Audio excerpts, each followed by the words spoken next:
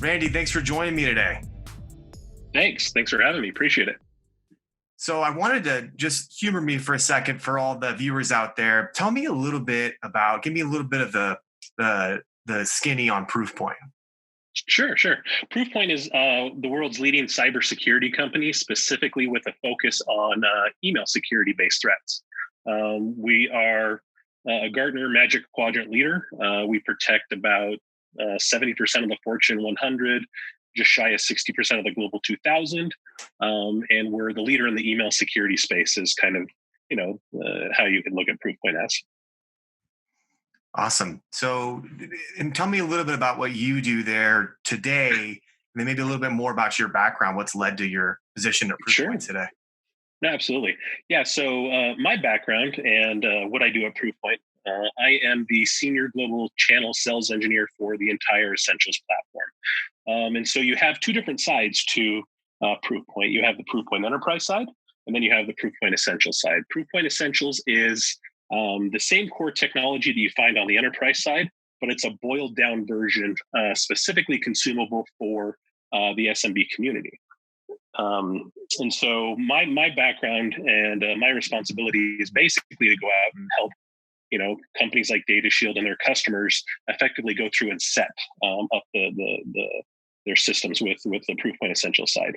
My background, I've actually been an in the trenches IT professional for, it's been 25 plus years. I have one of those, age-old stories where I started off in my parents' basement playing around with computers, and it just progressed my career. Everything from, a global systems administrator, IT manager for a biotech company. But yeah, I've spent a lot of my time actually in the trenches from an IT perspective, supporting large and small organizations. So, I mean, it fits well for when I have to have conversations with customers, because I can take my background and experience and apply it to, the situational circumstances that they're trying to take and address specifically with our solution. Awesome. So, purpose of today's conversation, I appreciate you giving us some background. Purpose of today's conversation, obviously, Data Shield and Proofpoint, we're partners, and we've seen this COVID-19 epidemic, and I wanted to reach out to our partners because you just like me have seen all this marketing hysteria and this hype and this craziness, not just in our community in InfoSec, but just in every industry, every form of media. There's almost like a capitalizing aspect to some of the marketing right now. And I wanted to reach out to some of the partners, and I wanted to really kind of dig in and get to the bottom of this, of what they're seeing, and get another perspective. So all that being said, I wanted to ask you, with the COVID-19 and going to work from home, what's changed for you, and how are you dealing with it? Well, I'm fortunate in the sense that, I've been a remote work from home employee for quite some time. But the things that, going back to my background and experience and being able to, empathize with the in the trenches IT guys, it's the things that, that have changed that, people aren't taking into consideration is, when you go into a corporate office, you sit behind all of the advanced infrastructure. You sit behind all of the firewalls, all of the different various appliances that are taking and protecting you from the bad guys, as opposed to you come into your own personal home office and you're now out there on the wild west. There's between you and the internet. You may have, if your company has good endpoint protection, you've got that, and then from there you're kind of just out in the wild onto the internet. And so from a Proofpoint perspective, and how we're specifically seeing, the people are definitely looking to take advantage of this whole situational circumstance in terms of looking to exploit the now remote workers. Because again, at Proofpoint, we have what we refer to as a people-centric approach, and you have to think of the weakest link in any type of infrastructure is always going to be that person who will take a click or who will take and interact with something that comes through and actually gets to them. And so we're seeing from that perspective, the threat actors out there looking to take advantage of that. And so it's very concerning. I mean, any IT professional that isn't concerned with their remote workforce, I mean, like I said, I haven't been in the trenches and haven't talked to, some of my former colleagues. It's definitely a huge concern for them. A lot of what you do now today is working with providers like us, but what are you seeing internally at Proofpoint, and what challenges is Proofpoint's customers facing, with this sudden shift to remote work? Sure. So one of the main issues, again, that we've particularly seen is a lot of organizations never anticipated having their entire workforce effectively working remotely. So there's connectivity concerns. There are concerns about, if they do have those remote connectivities, making sure that accounts don't take and become compromised. And so it's very concerning from that perspective, because again, going back to my previous statement, you don't sit behind all those different appliances. You don't sit behind all that other technology. So it's the wild west with your remote workforce. And so what we're seeing from the Proofpoint side of the house is just threat actors wanting to take advantage of this situation, wanting to take and send. They want to pull at people's heartstrings. They want to, play on everybody's emotions to turn around and get them to open up their wallet, or open up their network to potentially being compromised. So, our threat analysts are consistently seeing these types of threats and these types of campaigns directed to all levels and facets of customers within the Proofpoint ecosystem. Got it. So I don't want to put words in your mouth, but I'm just going to try to summarize it a little bit. So what you're saying is, hey, some of these challenges have been there before with remote work, but now with everybody going remote work, it's sort of ratcheted up to 11, and now we're having to address it at a volume that we never saw before.